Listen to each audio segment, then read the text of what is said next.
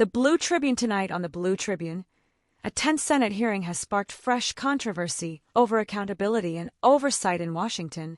Senator Adam Schiff delivered a blistering rebuke after what he described as a complete breakdown in Senate decorum during testimony from Attorney General Pam Bondi.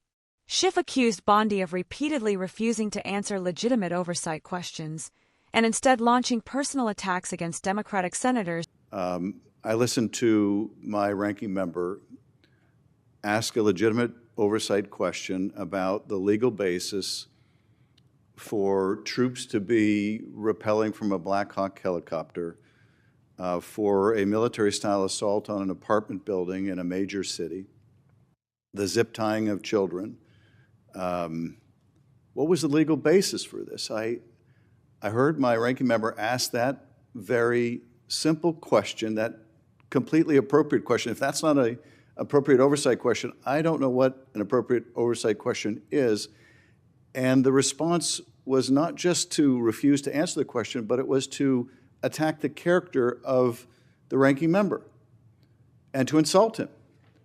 And then when it was Senator Whitehouse's turn to ask a question, he asked a very legitimate oversight question about a FBI undercover operation in which reportedly $50,000 was paid to the White House border czar prior to him becoming the White House border czar, but with the expectation that he would be helpful in arranging contracts when he became the White House border czar. What happened to the money? A perfectly legitimate oversight question.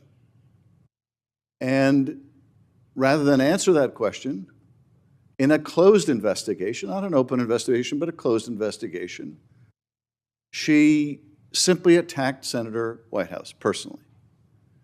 And I heard another one of my colleagues ask, what was the legal basis for blowing up ships in the Caribbean? Reportedly, the Justice Department wrote an opinion justifying blowing up ships in the Caribbean.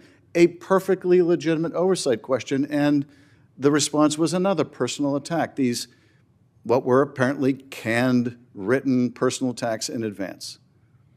I wouldn't bother with the attacks on me. I've grown all too accustomed to them for the last 8 years. But if members of this committee can't ask those serious questions and get serious answers, we can't do oversight. I'm new to this committee. I spent about a decade on the House Judiciary Committee. I never saw a hearing like this with a cabinet officer, and if I did and some Democratic cabinet officer were to personally attack each of my Republican colleagues, I would call for a stop to it. It would be disgraceful. And I understand the reluctance to criticize on your side of the aisle one of the Republican cabinet members. But if this becomes the template for future hearings, we won't be able to do any oversight, and things will just degenerate. These questions deserve answers. I would expect that if troops were rappelling from helicopters in any city, in any of your states, and hog-tying children, you would want to know the legal basis. And so would I. We are going to submit for the record in written form the questions that the Attorney General refused to answer. I would hope, Mr. Chairman, you would join us in submitting those questions. They will have a much better chance of being answered if you join us in submitting those questions. But I would hope also in the future that if a witness, rather than respond, simply attacks our members, that it be stopped.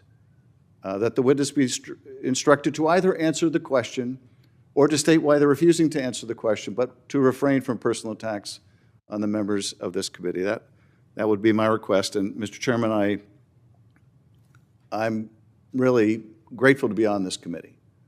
And I appreciate every interaction I've had with you. You have, in our personal interactions, always been eminently fair. If I didn't think that you were of that character, I wouldn't even raise this because there wouldn't be a point. But I would ask that we not have another hearing like that one, and that you join in our legitimate oversight requests. And with that, I yield back, Mr. Chairman.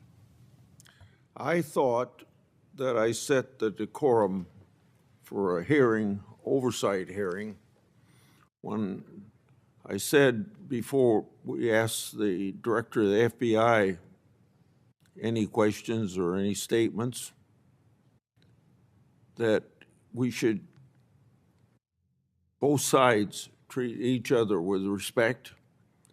And I even said to Patel, if you don't get a chance to answer your questions, I'll give you an opportunity after the senators finished for a few minutes to respond whatever you didn't get a chance to say.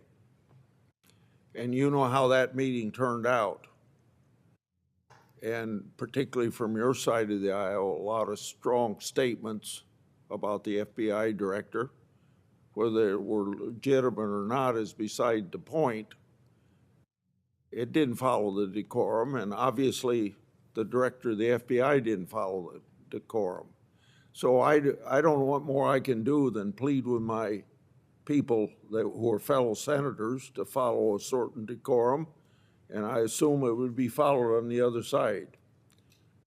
I don't appreciate the insults that went to Democrat members, particularly where they were wrong, but after seeing how senators handled the FBI director, I guess I felt that just let the show go on the way the senators wanted to go on. And that's what developed as a result of it. That may be a weak excuse for what happened that day, but I thought things didn't work out the way I expected them to when the FBI director was here, and some of the people on your side of the aisle were some of the ones that were screaming and yelling and talking over the FBI director. The AT issue were serious concerns. The legal basis for a military-style operation involving troops rappelling from helicopters into a major U.S. city, the zip-tying of children, unanswered questions about a closed FBI investigation involving alleged payments for political influence, and the Justice Department's reported justification for blowing up ships in the Caribbean. According to Schiff, none of these questions received clear answers. Schiff warned that when cabinet officials attack lawmakers instead of responding to oversight, the constitutional role of Congress is undermined. Drawing on his decade of experience on the House Judiciary Committee, he said he had never witnessed a hearing deteriorate to this level. The Senate chairman acknowledged that the hearing collapsed into disorder, conceding that decorum failed on both sides and that the situation spiraled out of control. Schiff is now calling for all unanswered questions to be formally submitted for the record and for future hearings to enforce a basic standard. Answer the question, explain why you cannot, or stop. The personal attacks, what do you think? Was this a necessary confrontation or a dangerous precedent for congressional oversight? Share your thoughts in the comments.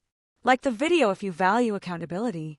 Subscribe to the Blue Tribune for clear, no-nonsense political coverage.